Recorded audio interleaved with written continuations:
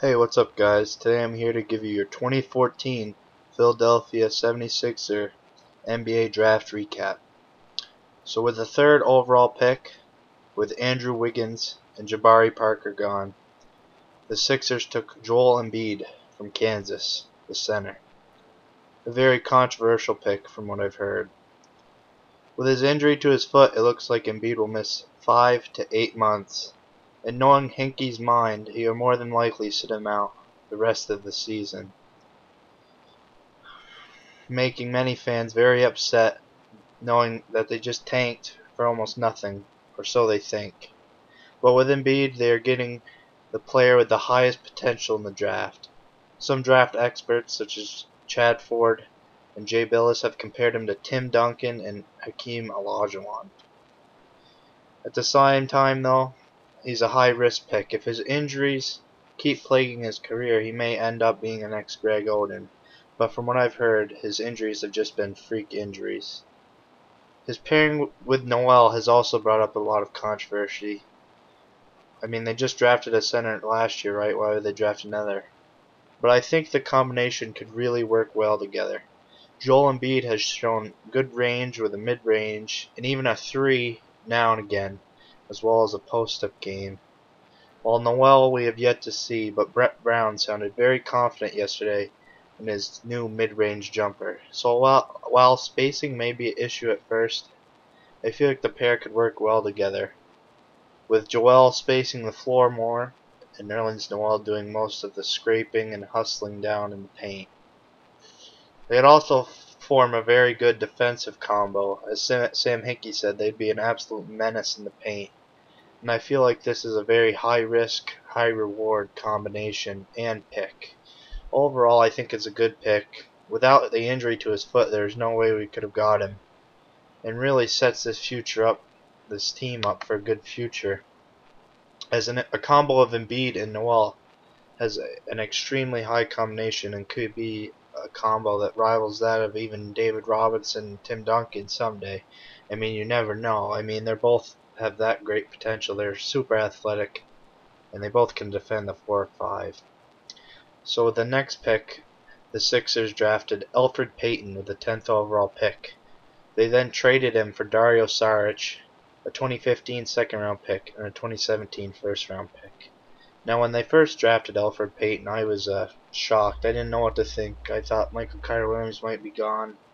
But this turned out to be an extremely good pick by Sam Hinkie, because he then flipped him to the Magic, who actually wanted Elfrid Payton, and we got the guy we always wanted, and we got a couple of throw-ins. I mean, we got a 2015 second for the Magic for next year, and we also got our first-round pick back from the Andrew Bynum debacle.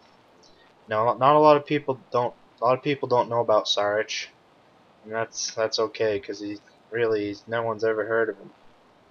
So Saric won't be coming over for a couple years at least. He has a 2-year contract with a 3rd-year player option, but it sounds like from Saric he'll be coming over after 2 years, which may work out well, as he'll still be on his rookie contract when it is time to re-sign Nerlens and Michael Carter-Williams if they stay on the team.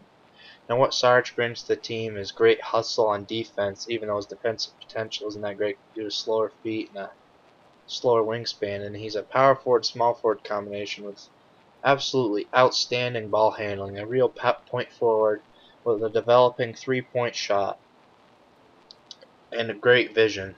He's also a great hustler on the offensive boards and even defensively, getting after it on both ends of the floor. I think his eventual role will be the 6-man power forward for the team. Whenever Noel or Joel sits out on the sidelines, he'll come in and fill in for the 4, and they'll either move Nerlens to the 5 or keep Joel at the 5 and alternate like that. I think it's a real solid pickup. With the 32 overall pick, they picked KJ McDaniels out of Clemson, a real high flyer who plays a lot more athletically than he tested in the NBA draft combine. A junior, you can see there that he scored 17 points a game, but his real calling card is his defense. But the 76ers fast break offense may allow him opportunities to score as well. For a wing player, he brings outstanding quickness, leaping ability, and speed. As you can see, he averaged 3 blocks per game in college. Now I'm not sure how this will translate to the NBA, because I mean you don't really see wing players with such great blocking skills, so it'll be interesting to see how that translates. I think he may even be a potential starter right away because the Sixers are fairly thin on the wings. They have Jason Richardson who opted in and Hollis Thompson who they hopefully re-sign. But other than that, there's almost no one, so I feel like he's a strong candidate to start right away, bringing energy and hustle on defense. His shot is decent, but it needs a lot of work, but he has shown progress. His freshman year he shot 22%, but his senior year he shot all the way up to 30% from 3-point, so there's potential there for him to become a real 3-and-D player. I really like the pickup, and for my pro comparison I've compared him to Jeff Taylor of the Bobcats.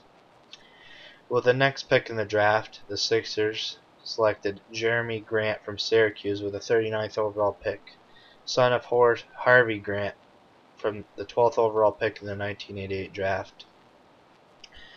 He has extreme potential, especially here in the second round, and I thought was the absolute best steal of the second round. Big, long player, small forward, power forward combo with a 6'8", 7'3" wingspan. Has real potential to be a defensive impact player right away. A real pogo stick jumper, as Jay Bilas said too. It really gets off the floor nicely. A monster on the offensive boards. His biggest drawback, however, is he's extremely raw on the offensive end. He has almost no jump shot, mid-range or 3. And he's really just going to have to rely on dunks, layups, and finishes in the paint early on in his career. Although I'm unsure how it will pan out, if Brett Brown is able to get his jump shot right, he has a real potential to be a steal of the draft. As you can see, I compared him to a raw Thaddeus Young because he has many of the similar physical tools, but his offensive game is just simply not there yet. But I think he has real potential to be a great player on the Sixers, especially in their fast break tempo, where his athleticism will really shine. With the next pick in the draft, the 47th pick, the Sixers drafted Russ Smith, who they then traded for Pierre Jackson, the 42nd overall pick in the 2013 NBA draft, who they originally drafted, but then was sent to New Orleans in the Nerlens Noel trade.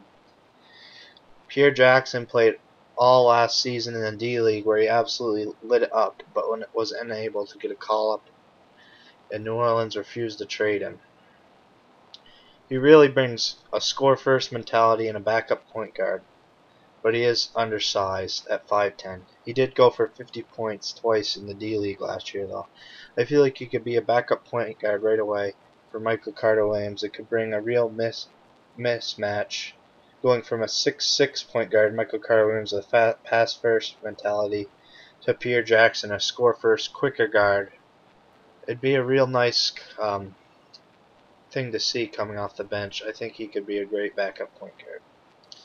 Next up, well, I'm sorry I'm going to butcher this name, with the 52nd overall pick they picked Velase Mikic, a 6'6" point guard from Serbia. His real calling card is his passing. I mean, he is one of the best passers in the draft, behind perhaps only Kyle Anderson. He sets teammates up very well and has a somewhat consistent jump shot, but he's not great off the dribble, especially from 3-point range. He's very bad off the dribble. He probably can play some off guard too. His biggest drawback is his lack of defensive potential, though, due to a lack of athleticism. He has slower feet and will more than likely have a lot of trouble containing most guards in the league, especially faster guards. He'll most likely stay overseas for a couple years, but he could bring nice potential in a few years to the 76ers.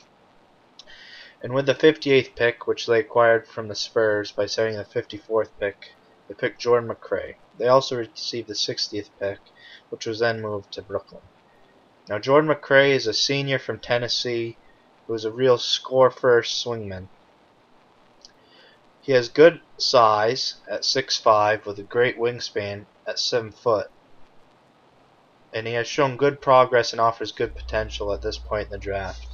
He came into college as a very raw prospect, but really developed his jumper and his off off the dribble and on the dribble game in college. He became a very good ISO player as well as college. He could be a good scorer coming off the bench for Philadelphia, I believe, in a few years after some seasoning. Overall, I'd give the 76ers draft an A minus due to the great potential they picked up throughout the draft, but the lack of immediate impact they'll have. Thank you for listening. Please subscribe and leave comments below. I must also add that drafting shooting in the future is a must, as the Sixers are almost completely void of shooting talent, except for Hollis Thompson. But I'm not gonna lie, I'm excited for the future of these Philadelphia 76ers.